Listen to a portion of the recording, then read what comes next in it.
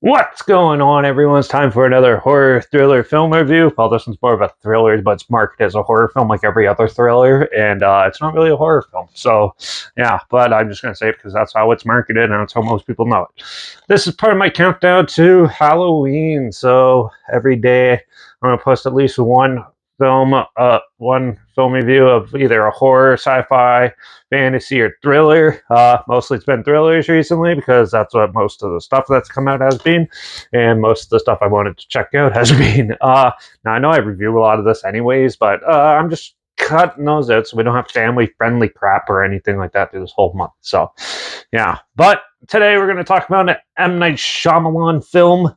It is yeah, it's been a while since I reviewed an M. Night Shyamalan movie. I think the last one I did was Knock at the Cabin, which was okay. But yeah, so this one is another one from him. A lot of people were either love it or hate it. Today we're going to talk about the film Old. Yeah, this is one of his newer movies. It was released July 23rd, 2021, and it was released by Universal, and it was produced by Mark Beanstalk and Ashwin Rajan, and produced, written, and directed by M. Night Shyamalan. He also plays cameos and stuff in his movies, so you'll see him in this one.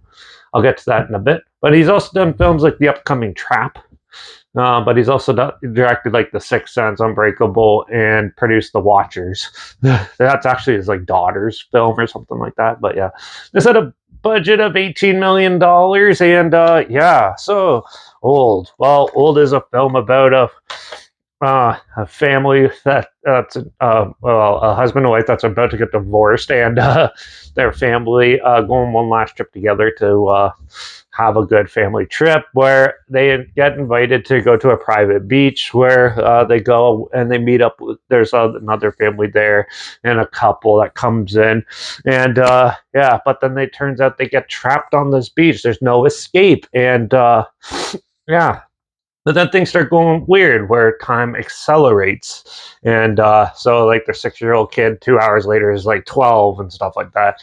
And it's up to them to work together to try to survive and find a way off the beach. Overall, this film was actually pretty intriguing.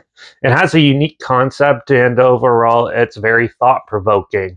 It's also pretty disturbing in some of it, like when the 6 year old finds a dead body. That's a pretty creepy scene.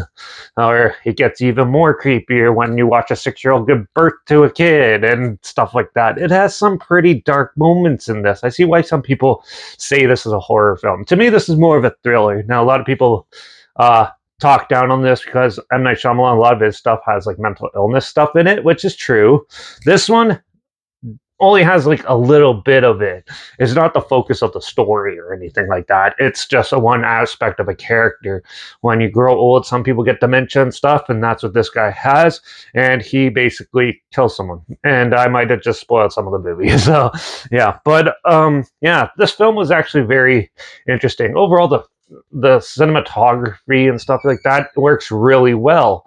And yeah, the cinematography works really well. The music actually complements it really well, and overall, the character dynamics and stuff like that are actually pretty good. And it's fun to watch movies with people who have to grow up fast and do all that. Like the kids have to grow up fast and learn things within 24 hours, where we have like a whole lifetime and stuff. And it gets very thought provoking when it comes to that way.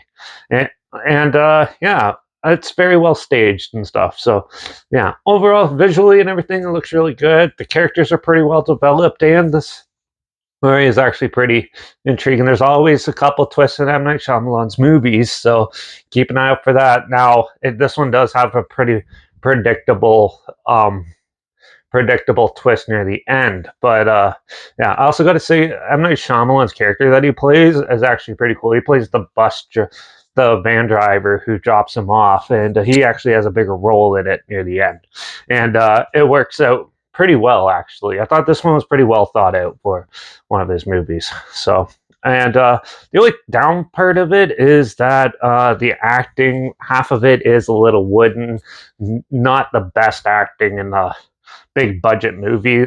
to be released in theaters. And overall, it's not that dark overall. It's pretty daytime for most of it.